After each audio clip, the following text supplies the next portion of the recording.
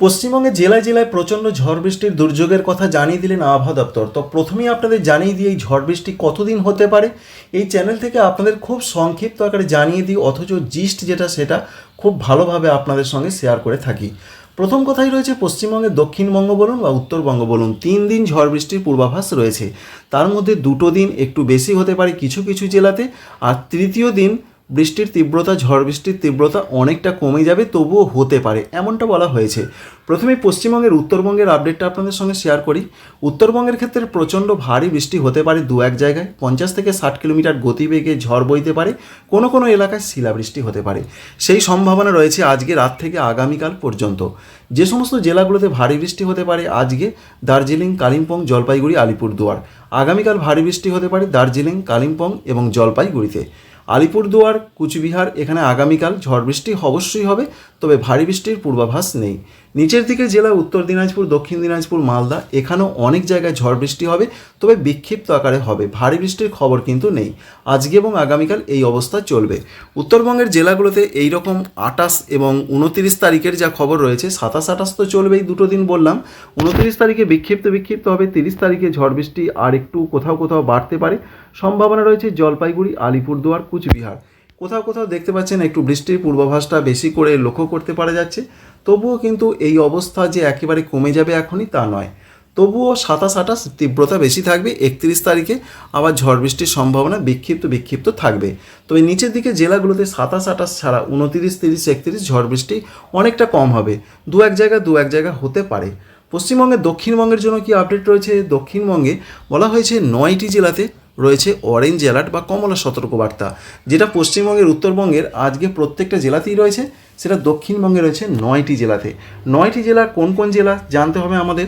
প্রথম কথাই রয়েছে আজকের যা খবর রয়েছে, হুগলি জেলা, পূর্ব বর্ধমান, পশ্চিম বর্ধমান, সঙ্গে পূর্ব মেদিনীপুর, পশ্চিম মেদিনীপুর, ঝাড়গ্রাম, বাঁকুড়া, পুরুলিয়া, বীরভূম, এই জেলাগুলোর দিকে প্রচণ্ড ঝড় বৃষ্টির দাপট থাকবে, এটা বলা হয়েছে। সঙ্গে শিলাবৃষ্টির পূর্বাভাস রয়েছে 2 বর্ধমান জেলাতে। এছাড়া রয়েছে বাঁকুড়া, পুরুলিয়া, বীরভূম জেলার কোথাও কোথাও ঝড় বৃষ্টি হতে পারে এবং সঙ্গে শিলাবৃষ্টির পূর্বাভাস রয়েছে। তবে মনে রাখবেন দক্ষিণবঙ্গে কিন্তু ভারী বৃষ্টির কথা বলা হয়নি। হালকা মাঝারি বৃষ্টি, 50 থেকে 60 কিলোমিটার গতিবেগে ঝড় এবং বজ্রবিদ্যুতের ঝলকানি থাকবে। যে সমস্ত জেলাগুলোতে পশ্চিমবঙ্গের দক্ষিণবঙ্গে ঝড় বৃষ্টি একটু কম হতে পারে আজকে রাতের দিকে, সেই জেলাগুলো রয়েছে কলকাতা, সঙ্গে রয়েছে হাওড়া, উত্তর 24 পরগনা, দক্ষিণ 24 পরগনা, এছাড়া রয়েছে নদিয়া, মুর্শিদাবাদ। এই জেলাগুলোতে একটু তীব্রতা কম থাকবে। আগামীকাল 28 তারিখের ক্ষেত্রে যেটা বলা হয়েছে, তীব্রতা বেশি থাকবে কলকাতা এবং সংলগ্ন কিছু জেলাতে। যে সমস্ত জেলাগুলোতে আগামীকাল ঝড় বৃষ্টির তীব্রতা বেশি থাকবে: কলকাতা, হাওড়া, উত্তর 24 পরগনা, দক্ষিণ 24 পরগনা, নদিয়া, মুর্শিদাবাদ। যে জেলাগুলোতে আগামীকাল ঝড় বৃষ্টির তীব্রতা বেশি থাকবে সেটা বললাম। যে জেলাগুলোতে আগামীকাল ঝড় বৃষ্টির তীব্রতা কম থাকবে সেই জেলাগুলোর নাম রয়েছে, কম বলতে হবে একটু কম থাকবে, যেমন রয়েছে পূর্ব মেদিনীপুর, পশ্চিম মেদিনীপুর, সঙ্গে রয়েছে ঝাড়গ্রাম, এছাড়া রয়েছে বাঁকুড়া, সঙ্গে রয়েছে পুরুলিয়া, এছাড়া রয়েছে অন্যান্য জায়গার মধ্যে পূর্ব বর্ধমানে কিছুটা, পশ্চিম বর্ধমান, এছাড়া বীরভূম। এই জেলাগুলোর দিকে ঝড় বৃষ্টি কিছুটা কম হতে পারে আগামীকালের কথা আপনাদের বলছি, শনিবারের কথা।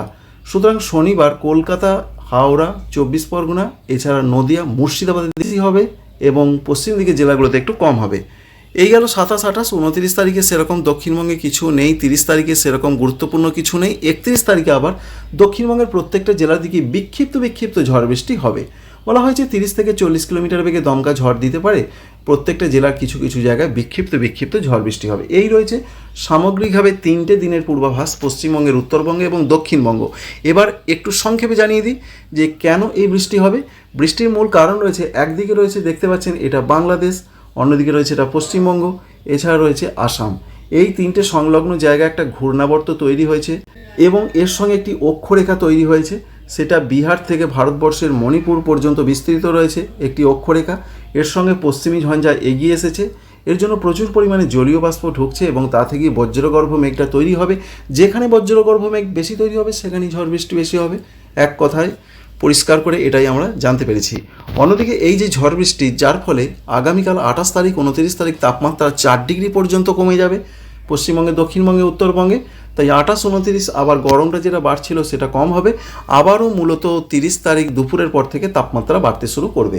আপডেটটি ছিল এখনও পর্যন্ত এইটুকুই।